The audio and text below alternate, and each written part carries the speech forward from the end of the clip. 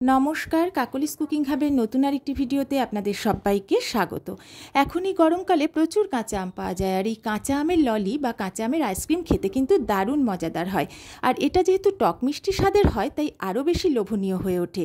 তাই আজ আমি আপনাদের কাছে কাঁচা আমের ললি বানিয়ে দেখাবো। কাঁচা আমের ললি বানানোর জন্য আগে থেকেই দুটো কাঁচা আম খুব ভালোভাবে পরিষ্কার করে ধুয়ে নিয়েছি। এবার এই আম দুটো সেদ্ধ করার জন্য গ্যাসে একটা কড়া বসিয়ে তার মধ্যে দিয়ে দিচ্ছি 2 কাপ মতো জল। আম সেদ্ধ হতে কিন্তু বেশি সময় লাগে না, আর আপনারা চাইলে আমগুলো ভাপেও সেদ্ধ করতে পারেন। এবার আম দুটো জলের মধ্যে দিয়ে ঢাকা দিয়ে রেখে দেব যতক্ষণ পর্যন্ত না আমগুলো সেদ্ধ হয়ে যাচ্ছে। আর এই সময় গ্যাসের ফ্লেমটা কিন্তু আমি মিডিয়ামে রেখে দেব। আমের স্কিনের কালারটা যখন একদম চেঞ্জ হয়ে যাবে আর স্কিনটা যখন একটু ফেটে ফেটে যাবে, তখন বুঝবেন আম একদম সেদ্ধ হয়ে গেছে। আমি একটা ফর্ক দিয়ে দেখিয়ে দিচ্ছি কতটা নরম, ভেতরটাও কিন্তু বেশ নরম, একদম সেদ্ধ হয়ে গেছে। এবার আমি নামিয়ে নিয়ে জল ছেঁকে আলাদা করে আমগুলো প্রথমে ঠান্ডা করে নেব। আপনারা চাইলে আমের খোসা ছাড়িয়েও কিন্তু আমগুলো সেদ্ধ করে নিতে পারেন। পুরোপুরি ঠান্ডা হয়ে যাওয়ার পরে আমের খোসাটা আমি ছাড়িয়ে নিচ্ছি। দুটো আমের খোসা পুরো ছাড়িয়ে নেওয়ার পর আমি আমের থেকে শাঁসটা হাত দিয়ে ভালো করে বের করে নিচ্ছি। যারা এতক্ষণ আমার সাথে থেকে আমার ভিডিওটা দেখছেন, যদি আমার ভিডিওটা কোনোভাবে ভালো লেগে যায় অবশ্যই লাইক, শেয়ার, কমেন্ট করবেন আর আমার চ্যানেলটা সাবস্ক্রাইব করে আমার পাশে থাকবেন। দেখুন, এইভাবে আটির গায়ের থেকে পুরো শাঁসটা বের করে নিয়ে আটিটা ফেলে দেব। এবার পরের স্টেপটা করার জন্য এই আমের পিউরিটা আমি রেডি করে ফেলেছি। এবার মিক্সির একটা বড় জার নিয়ে আমি এর মধ্যে আমের পুরো পাল্পটা নিয়ে নিচ্ছি। এবার আমি এর মধ্যে দিচ্ছি 1 মুঠো মতো পুদিনা পাতা। এবার দিচ্ছি এর মধ্যে 1 চা চামচ চাট মশলা, আর দিচ্ছি 1/4 চা চামচ সাদা লবণ। এবার দেব 1/4 চা চামচ বিট লবণ, আপনারা চাইলে পুরোটাই বিট লবণ দিতে পারেন।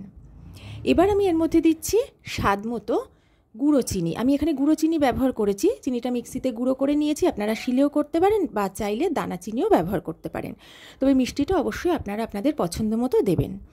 এবারে আমি এর মধ্যে দিয়ে দিচ্ছি আম সেদ্ধ করে যে জলটা রেখেছিলাম তার থেকে 1/2 কাপ মতো। প্রথমেই কিন্তু বেশি জল দেব না, পরে আমাকে বেশ কিছুটা জল অ্যাড করতে হবে।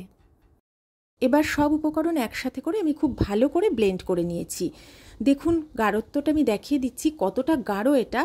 এই অবস্থায় রাখলে কিন্তু হবে না। আমি এর মধ্যে আরও বেশ কিছুটা আম সেদ্ধ করা জল অ্যাড করে দিয়েছি, দিয়ে ভালো করে মিশিয়ে নিয়েছি। এবার দেখিয়ে দিচ্ছি, দেখুন এমনই কিন্তু এর গাঢ়ত্বটা হতে হবে।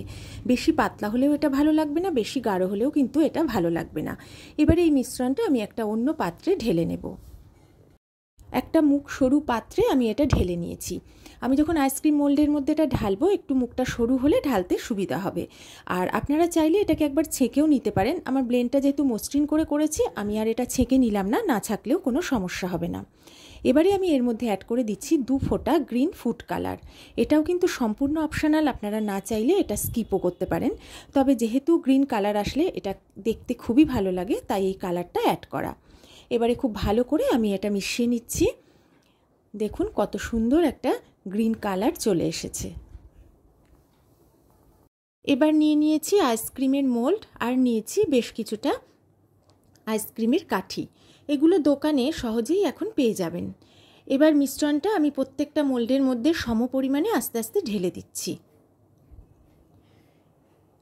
সাইডে একটু পড়ে গেছিলো, সেটাও ক্লিন করে নিয়েছি।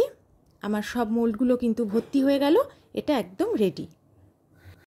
এখানে বেশ কিছুটা মিশ্রণ আমার বেশি থেকে গেছে, এটা দিয়েও আমি ললিটা বানাবো। তার জন্য বেশ কয়েকটা কাগজের গ্লাস নিয়ে নিয়েছি, এর মধ্যে মিশ্রণটা ঢেলে দিচ্ছি। আর আপনারা যে কোনো সাইজের গ্লাস নিতে পারেন, বা নর্মাল যে গ্লাস থাকে তাতেও এই ললিটা বানাতে পারেন। ছোট ছোট টুকরো করে কয়েক টুকরো ফয়েল পেপার কেটে নিয়েছি। এবার গ্লাসের ওপরে ফয়েল পেপারটা আমি চারপাশ থেকে চেপে দিচ্ছি। ফয়েল পেপারের একটাই সুবিধা, চারপাশ থেকে একটু চেপে চেপে দিলে এটা কিন্তু সেট হয়ে যায়। এইভাবে প্রত্যেকটা গ্লাস আমি ফয়েল পেপার দিয়ে মুড়ে রেডি করে নিয়েছি। অপরদিকে আরেকটা যে মোল্ড ছিল, সেটা 4টে একসাথে আমি একটা বড় ফয়েল পেপার দিয়ে মুড়ে দিচ্ছি। এটাও চারপাশ থেকে ভালো করে মুড়ে সেট করে দিচ্ছি। বাড়িতে যদি কোনো কারণে ফয়েল পেপার না থাকে, তাহলে পরিষ্কার প্লাস্টিক উপরে দিয়ে ঢেকে দিতে পারেন। সেক্ষেত্রে প্লাস্টিকটা একটু বড় নিয়ে চারপাশটা একটু কোনোভাবে আটকে দেবেন বা বেঁধে দেবেন। এবারে সেট করার পরে আমি একটা কাঁচির আগা দিয়ে ছোট ছোট করে একটু চিড়ে নিচ্ছি। এটা যেন খুব বড় না হয়, তাহলে কাঠিটা এর মধ্যে দিতে গিয়ে তখন একটু অসুবিধা হয়ে যেতে পারে।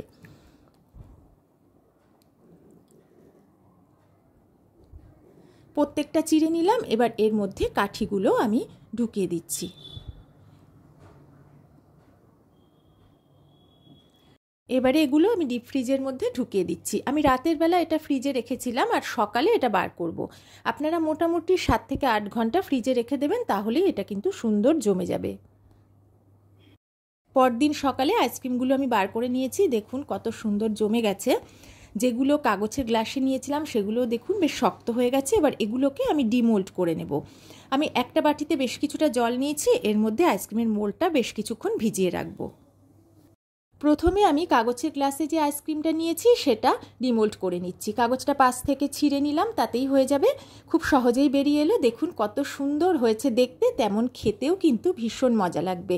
একটা প্লেটের মধ্যে আমি বেশ কিছুটা বরফের টুকরো নিয়ে তার মধ্যে আইসক্রিমটা রেখে দিলাম। এবারে যে মোল্ডটাই আমি আইসক্রিম বানিয়েছি তার থেকেও আমি ডিমোল্ড করে নেব। এবার মোল্ড থেকে ললিগুলো সব বের করে নিচ্ছি। দেখুন দেখতে যেমন সুন্দর হয়েছে, খেতেও হয়েছে তেমন মজাদার।